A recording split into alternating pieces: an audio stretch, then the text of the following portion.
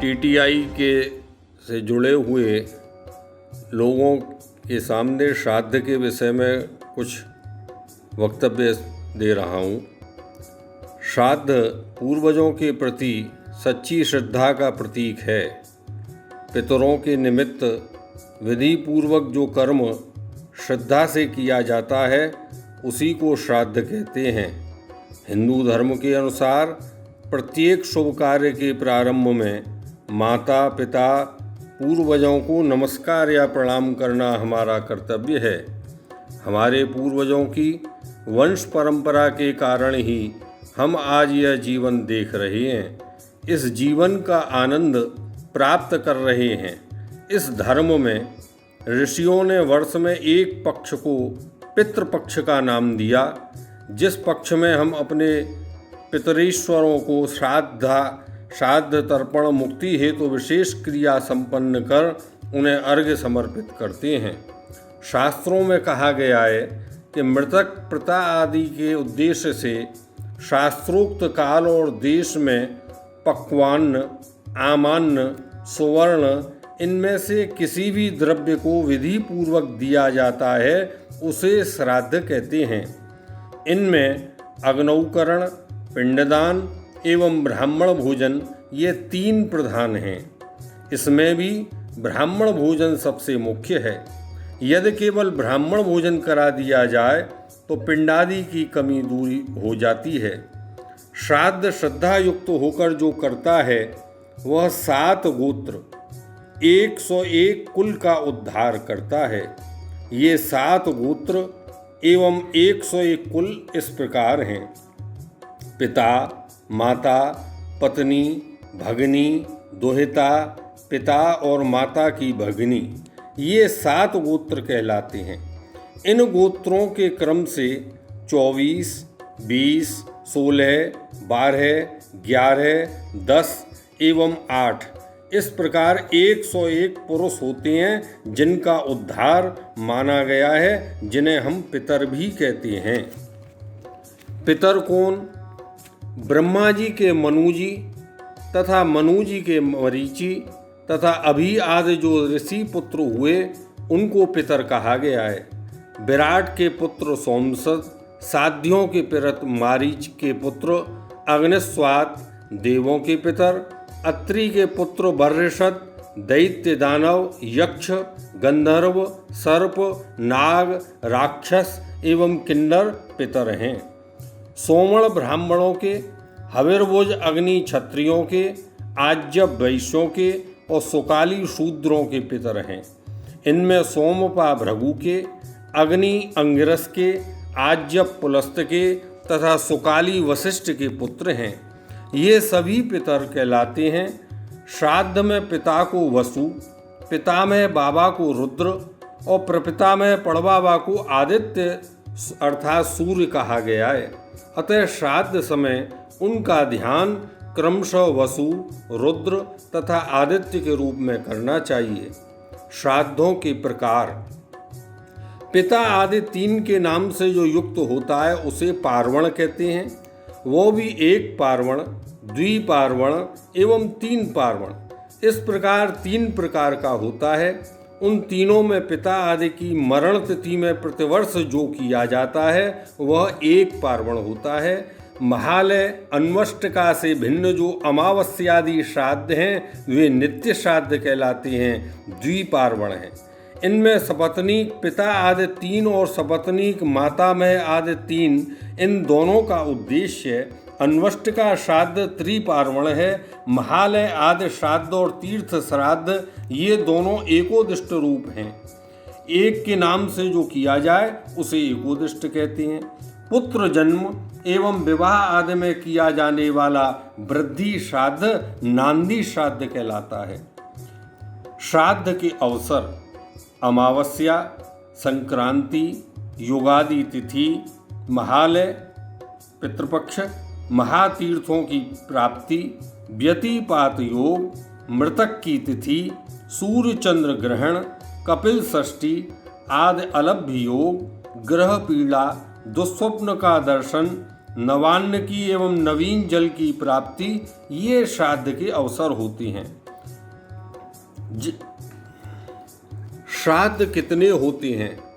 मृतक तिथि एवं महालय तिथि अर्थात पितृपक्ष को प्रायः सभी जानते हैं, किंतु शास्त्रों में गृहस्थों के लिए कुल 96 श्राद्धों का उल्लेख प्राप्त होता है, जो इस प्रकार हैं। अमावस्या, वर्ष में 12 अमावस्या होती हैं। युगादि तिथि, वर्ष में 4 युगादि तिथि होती हैं। मनवादि तिथि, मनवंतर 14 होती हैं तो उनकी 14 श्राद्ध। संक्रांति, वर्ष में 12 होती हैं। वैधृत योग, ये भी वर्ष में 12 पड़ते हैं। व्यतिपात योग, ये भी वर्ष में 12 पड़ते हैं। महालय 15, जिनको हम पितृपक्ष कहते हैं।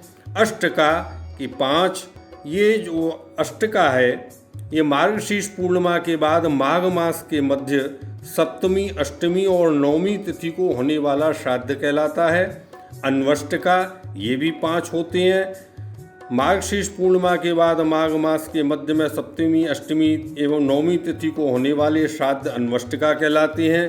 पूर्वेद्यु, ये भी 5 होते हैं। भाद्रपद कृष्ण सप्तमी के दिन माध्यावर्ष श्राद्ध पूर्वेद्यु कहलाता है। इस प्रकार कुल वर्ष में 96 श्राद्ध पड़ते हैं। श्राद्ध का समय, प्रायः ऐसी धारणा है कि यदि श्राद्ध तिथि 2 दिन पड़ रही है तो प्रथम दिन की ग्रहण करनी चाहिए। यह उचित भी है, क्योंकि लोक श्रुति है कि श्राद्ध घटाकर तथा जन्मदिन बढ़ाकर मनाना चाहिए, किंतु शास्त्रों में श्राद्ध का समय भी बताया गया है। यदि उस समय वह तिथि है तभी प्रथम तिथि, अन्यथा दूसरे दिन की तिथि ग्रहण करनी चाहिए। शास्त्रों में सूर्योदय से 5 घंटा 34 मिनट से लेकर 7 घंटा 12 मिनट तक का समय श्राद्ध के लिए उपयुक्त माना गया है। इस प्रकार कुल 96 मिनट का समय निर्धारित किया गया है। इसमें भी दिनवान का 8वां भाग विशेष समय कुतुब बेला मानी गई है। श्राद्ध काल के समय को उदाहरण द्वारा इस प्रकार भी समझा जा सकता है कि यदि मान लें किसी को 10 जनवरी को श्राद्ध करना है, उस समय सूर्योदय 7:15 पर होता है, तो श्राद्ध का समय 5 घंटा 34 मिनट बाद दोपहर 12:39 से लेकर 2:15 तक का होगा। यदि किसी को 1 मई को श्राद्ध करना है, उस दिन सूर्योदय 5:45 पर होता है, तो उसका समय 11:19 से प्रारंभ होकर दोपहर 12:55 तक का होगा। पितृपक्ष में प्रायः यह 11:44 से लेकर 1:20 तक का समय उचित माना गया है। इसे हम कुतुब बेला कहते हैं।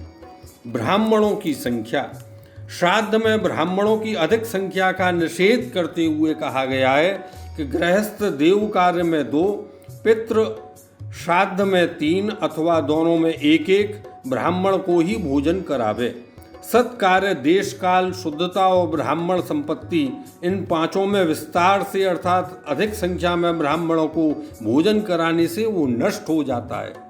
योग्य को भोजन, जिस श्राद्ध में 1000 गुना अर्थात 10 लाख बिना पढ़े हुए ब्राह्मण भोजन करते हैं, वहाँ यदि वेद पढ़ने वाला एक ही ब्राह्मण भोजन कर संतुष्ट हो तो उस 10 लाख भोजन करने वाले ब्राह्मणों के योग्य होता है। ज्ञान से श्रेष्ठ ब्राह्मण को ही कव्य तथा हव्य अर्थात श्राद्ध और यज्ञ देना चाहिए, क्योंकि वेद मंत्र को नहीं जानने वाला ब्राह्मण जितने ग्रासों को खाता है वो खिलाने वाले को भी नरक में पहुंचाता है। इसके अतिरिक्त श्राद्ध में मित्र को भी भोजन नहीं कराना चाहिए। वेद ज्ञाता ब्राह्मण के न मिलने पर भांजा या देवता आदि को भोजन कराया जा सकता है। चोर, पतित, नास्तिक, वेद को न पढ़ने वाला, ज्वारी, गुरु के विरुद्ध आचरण करने वाला, चंदा लेकर जीविका चलाने वाला, जहर देने वाला एवं मदरा पानी श्राद्ध के भोजन के लिए अयोग्य माना गया है। भोजन करते समय ब्राह्मण को मौन रहना चाहिए। पगड़ी सिर पर या साफा बांधकर या टोपी लगाकर, जूता पहनकर जिस अन्न को ब्राह्मण ग्रहण करते हैं उस अन्न को राक्षस भोजन करता है, पितर नहीं। भोजन कैसे कराएं?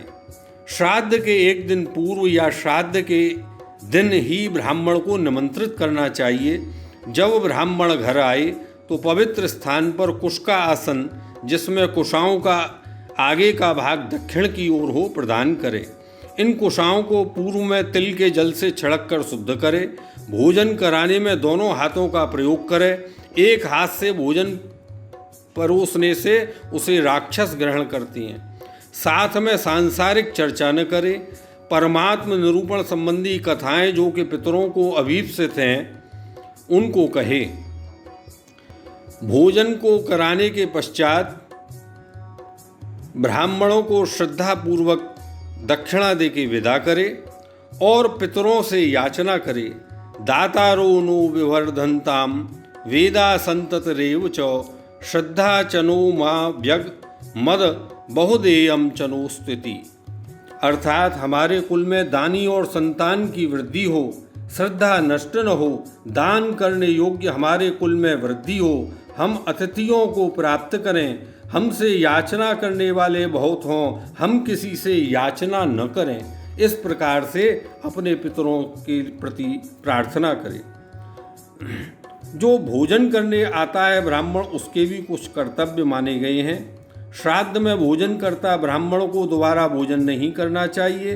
उस दिन सहवास न करे। यह नियम दोनों पर ही लागू होते हैं। वेद पाठ, नित्य क्रिया पश्चात संयम पूर्वक भोजनार्थ आए पितर लोग श्राद्ध में निमंत्रित ब्राह्मण के पास आते हैं। उन ब्राह्मणों के बैठने पर समीप में बैठते हैं। श्री रामचंद्र जी ने जब श्राद्ध किया था तो सीता जी ने ब्राह्मणों के पास दशरथ को देखा था। श्राद्ध के समय पितरों को अपने लोक से पृथ्वी को यमराज विसर्जित करती हैं और वे पुत्र आदि से श्राद्ध की आकांक्षा करती हैं। कन्या के सूर्य में पितर पुत्रों के यहाँ आते हैं। अमावस्या आदि दिन की प्राप्ति के समय घर के द्वार पर टिकते हैं और श्राद्ध न हो तो शाप देकर भुवन को चले जाते हैं। इस प्रकार ये श्राद्ध का महत्व माना गया है।